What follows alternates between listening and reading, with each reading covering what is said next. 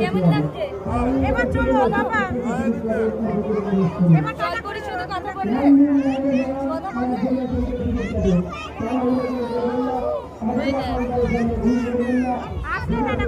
তুমি যাবে? যাবা যায় না, তুমি এখানে দাঁড়াও, আসবে। এই দেখো, ওইদিকে দেখো, ওইদিকে দেখো।